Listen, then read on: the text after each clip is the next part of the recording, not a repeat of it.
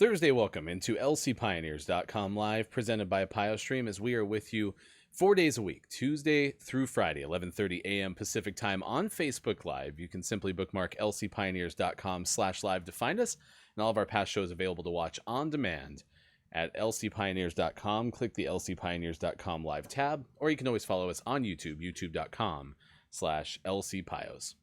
Hello, everyone. Welcome in. I'm Ryan Goff. I'm the play-by-play voice and director of athletic communications for Lewis and Clark. We are the Pioneers out of Portland, Oregon, and members of the Northwest Conference, competing in 19 different intercollegiate sports, with 19 intercollegiate teams, I should say, over the course of a conference that spans Northwest Oregon and the state of Washington, as well as an opportunity with over 430 institutions nationwide, NCAA Division III, a chance for our student athletes to go across the nation to compete as well. Right now, in the middle of the coronavirus pandemic, as of last update, the Northwest Conference has suspended all competition for fall and early winter sports through at least January 1st, 2021. Updates available on our website, lcpioneers.com/COVID, as soon as we have information to pass along, whether it's from the NCAA, Northwest Conference, or a link through to the Lewis and Clark College COVID-19 website.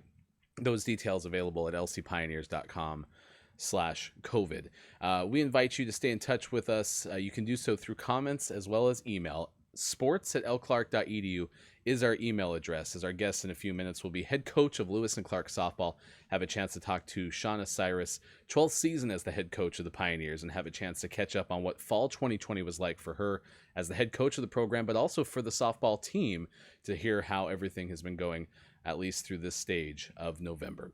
You can also get in touch with us by going on social media through Twitter and Instagram. We're LC Pioneers on both of those platforms as well. I want to send a big shout out to all of our families supporting Lewis and Clark swimming. Some updates made in the Zempower Swimming Pavilion, courtesy of your kindness. Some new banners hung on the west wall, and a chance to kind of revamp the look and feel of a really awesome venue already, but nice compliment to everything that head coach Chris Fonts and his team are doing inside Zempower Swimming Pavilion. And of course, we invite you to check out the playlist. We had Micah Bertelman on Tuesday's show, our last live show, as Mike is the president of ASLC, and it was nice to have a look into some of the ways that ASLC supports Lewis and Clark students and student athletes alike. That was a really neat perspective. And then we have our latest Pioneers of the Week as well on our website. Go to lcpioneers.com, click on the fan zone, and among the other links that are in there, you can click on Pioneers of the Week to see the latest featured student athletes on there. All right, with that said, let's bring in our guest for today, the head coach of Lewis and Clark softball, a chance to catch up for the second time on the show with head coach Shawna Cyrus. Thanks so much for joining us, Shawna, on this Thursday, and a chance to talk about how fall 2020 went for your team. It's unlike any other, and as I mentioned, you're one of a few of our head coaches who have been with the program for over a decade now, in your 12th season with Lewis and Clark. Unprecedented. What was the fall like for you and for your team? Yeah, obviously this fall was a lot different. I think every program would say the same. A lot of cleaning, a lot of sanitizing, I would say was most dominant in our practices. We are outside, so that makes it all okay. We're pretty good at distancing ourselves, but we do have a lot of equipment that we all like to touch. So that was kind of the big kicker for us, was sanitizing our balls, our bats, our tees, lots of equipment. But other than that, it was pretty cool. We got to practice in groups, which we had never done before. So we had infield groups, we had outfield groups, we had hitting groups and pitching and catching. So we did get to work in all of our areas. It just wasn't really at a live, intense speed like we normally would have as a group. And I've asked this of the baseball program too. With fall ball, how key is fall ball practice typically for the success of a program? Because I imagine you had to reiterate exactly what you were working on over the course of the fall. Kind of dive into what some of the goals typically are over fall ball. Yeah, sure. I mean, and honestly, I can't imagine how the fall teams do it, where they have to come in and just play. And so for us, I feel so lucky that we get to have our fall season where the teammates really get to know each other, and play with each other. Because, like volleyball and football, they get 2 weeks together and bam, they're playing.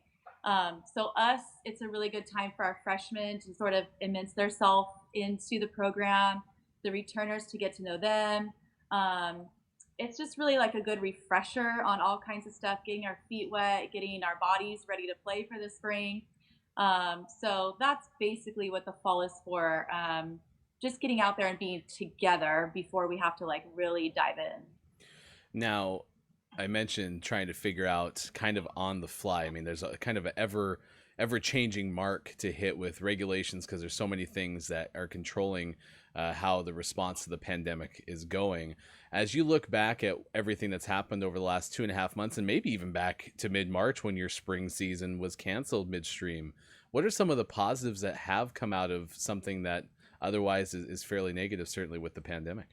Yeah, sure. I would say some of the positives that have come out are just, ways for us just to really think creatively on some different ideas in our team. So it's not just like softball, softball, softball, which I'm not saying that's what we usually do, but that's kind of the flow you get into. This year, obviously, it's not just softball. We've really been creative and thinking outside the box and just really trying to have the team take some ownership of the program and lead in different ways as opposed to just on the field. So that's been kind of the different, I would say, difference, and just really sort of feeling that creative juices in other ways. Shawna Cyrus, our guest on lcpioneers.com live, head coach of Lewis and Clark softball. You have a group of freshmen that come in. You mentioned that that's one of the key aspects of fall ball is to get them into the program for the first time. Describe this freshman group that you have on the team this year. What are you looking forward to most about this group? The thing I love about most of this group is that they're really bought in. They are ready to play. They're ready to get on that field. Probably more than any class that's stepped foot on, just because they know the circumstance. They want to be so badly participating with the team. So when that happens, we'll see when that might be. But it's really cool. They have a great mix in that class. We've got pitching, speed, power hitting. They've kind of just utility. I really do feel like we can put them all over the field and they will help us immediately, which is really cool. So I'm really excited to see what they can help us with on the field. Yeah, I'm curious what you were looking for with the recruiting class that you went out to find, because the other thing that I imagine had to be difficult, and you can let me know, is season was stopped midstream. You didn't get a full, subsection to know exactly where you were at necessarily with your team. There was a lot of positives. I think we talked about that last time you were on. It was the worst time to have an interruption of the season because you guys seemed like you were on such a positive track. So what were you looking for, and certainly what are your hopes for this team when you can finally return to play? Yeah, I think their fire is so awesome. I know how much they want to get on the field and just compete and be together all together. So that's like really fun just to see that fire in their belly. Like they're ready to get out there and do it. But I think our team in the last probably 2 to 3 years has just grown in closeness, like a real family atmosphere. I've noticed. And it's just gotten stronger and stronger. And so they're really bought in. They're really ready to go. I feel like they're like a caged animal. Like as soon as they get the green light from the conference or NCAA, they're going to go crazy. So I'm really excited when we get that chance to kind of let them out and just go for it. Uh, you talked about leadership and some of the aspects of this team that have been very purposeful coming out of the fall and over the course of the summertime. Describe leadership groups and what impact that will have from your team.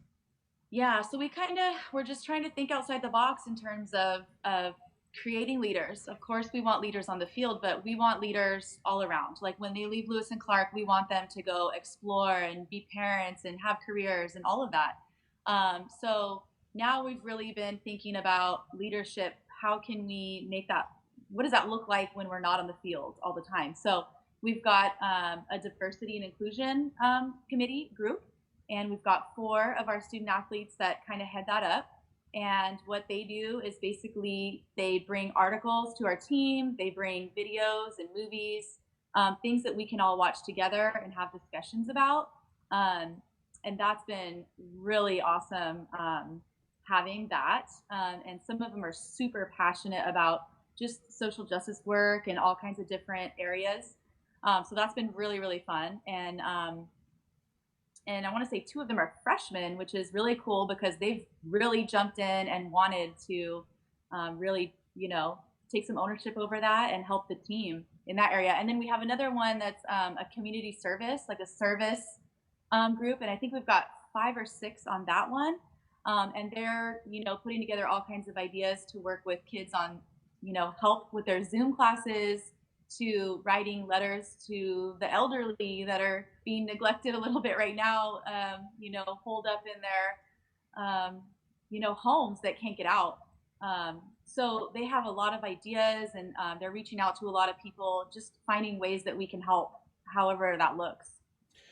You're watching lcpioneers.com live, presented by PioStream. We're on 4 days a week, Tuesday through Friday, 11:30 a.m. Pacific time on Facebook Live.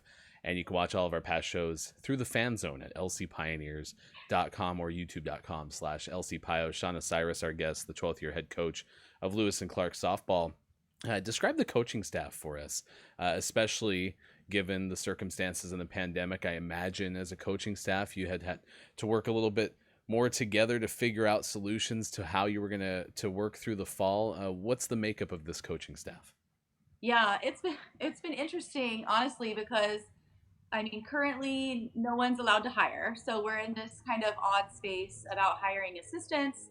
But I do have Stephen Dardis. He's our volunteer assistant, and he has been with us for the last 2 years. Jumped in, with us right before COVID hit, and he's just been so great for me. He is just like a rock. He's constantly just out dragging the fields, keeping the, everything, the equipment, our facility just up to standard. So he's always there when anybody needs him. He's been awesome.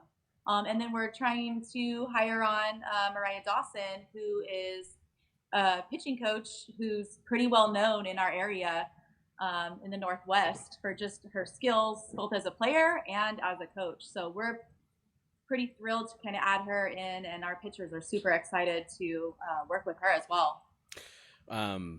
We have the Thanksgiving break coming up. In fact, basically the last week on campus, full week of campus right now, with Thanksgiving coming up. And with the COVID pandemic, one of the goals to minimize risk is to have students go home and then remote learning for the rest of the fall 2020 semester.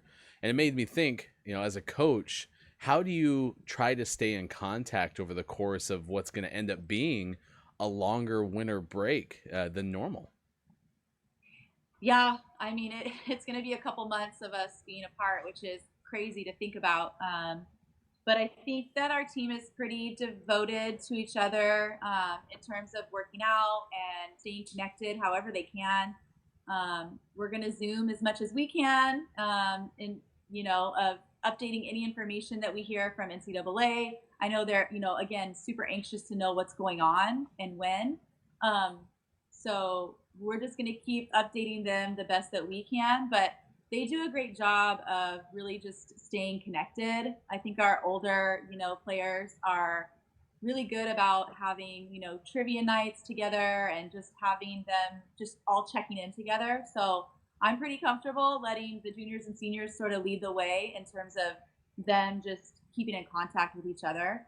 And then obviously, hopefully they're working out in these 2 months, because typically right when they get back, it's go time for us. So I'm hopeful for that too. Yeah, I mean, we'll keep everyone updated at lcpioneers.com/COVID, as we mentioned at the top of the show. And I certainly believe in your team in that respect too, because they are some of the best PioStream workers that we have. And you can see their teamwork evident in the way that they support all the fall and winter sports, typically when we're doing all of our video streaming and operations work, when events are going on as planned. Let's close with this. Josh Warden does a podcast called Beavertails and has reached out to us twice because, much like head football coach at Lewis and Clark, Jay Losey, you are an Oregon State alumnus. And so the opportunity for Josh to interview you for that podcast, describe what your episode was about and some of the things that stood out. Yeah, I thought that was really, really cool. I love the name of the podcast, Beavertails. I love it. And so it's about, alumni, ex-student athletes, where they're at, what they're up to, And so they've never had a softball player on the podcast before. And I don't know how many years they've done it, but which surprised me. So me and my sister were only a year apart. We were both able to do the podcast together, so that was the first time they've had siblings on together and the first softball players. So that was kind of cool. My sister is also a head softball coach over at Lower Columbia College in Longview, Washington. So we have the same profession. We went to college together. We took all the same classes. We lived together. I mean, we've been down the road forever together now. So it was really cool to be able to talk about like our experience on and off the field and a bunch of stories that we had. And he rattled off some stats that I had no idea about, which were really cool. So it was just really fun to kind of reminisce about like our college playing days, and then obviously get to do that with my sister, which is awesome. We've had this conversation with siblings who play the sport. The most recent on this show, in fact, the Adias from men's tennis. What was it like in terms of competition, friendly rivalry, but also positivity when it comes to development when you have someone close to you who competes like that? Yeah, for sure. I mean, it's two Division 1 pretty competitive people living together. So everything we did was competition. You know, we talked about, for me, I used to love like throwing rocks, and so we would have targets and who could hit it and who couldn't, and we would play burnout together where we could throw the ball as hard as we could to each other and see who like whisked out first. I mean, we were just pretty intense for young girls that and it was really anything. It wasn't just about softball. So, but on the flip side, it was so cool to have like your best friend with you. I mean, we took our classes together in college. We helped each other study. We could go home and talk about what was going on in the team, or if one of us was having a bad day. So we just always had each other, and it's really funny. We still do. We still talk about softball almost every time we see each other. Just trends that are happening and what's going on with her team, and it's just it's never stopped. It's been the same my whole entire life, which is really really cool. All right, I'd be remiss if I didn't ask you, since we are Lewis and Clark and our mascot is a Newfoundland dog, how the pups in your household are doing, because I remember, wasn't it right in the first month of the pandemic where it took us to remote work that you got the German Shepherd puppy? And so here I am seeing pictures of my favorite breed of dog, and I don't even get to see the puppy because we can't come to the office. How's everything going with the pups? He's good. Yeah, I got him the first week after, maybe before that, like right away, right after we stopped playing, we got a puppy, and he was an 8 week old German Shepherd, the cutest little thing. And we just thought, wow, we're going to be at home. This is such a perfect time to have a puppy and just get to raise him and be home with him every day. So what, he's almost 9 months old now, or ish. Yeah, 9 months old. He is just crazy. Obviously learning the breed. He loves to play and jump around, and he's just like all over the place. But he's the cutest little dude, and we're pretty happy that COVID hit and we were able to get that puppy, and it all worked out. Well, I'm going to try to put up a picture of him before I sign off, but we're going to let you go. Super jealous of the German Shepherd puppy in your household. Super jealous you got to hang out with your team. Your team is fantastic addition to our groups up at Lewis and Clark. Head coach of softball, Shawna Cyrus, thanks so much for taking time to join us today on lcpioneers.com live. All right. Thanks, Ryan. You're welcome. Thank you. Head coach of softball, Shawna Cyrus. Yeah, I'm going to see if I can throw up this picture really quick of this really awesome looking pup. And while I do, I will tell you that we have a change of plans. In fact, if you go to lcpioneers.com/live, you'll see that we still have Margot Chiriath signed as our guest for tomorrow. Unfortunately, Margot had an appointment come up, and Noah, who was supposed to be our guest last week, was unable to make it.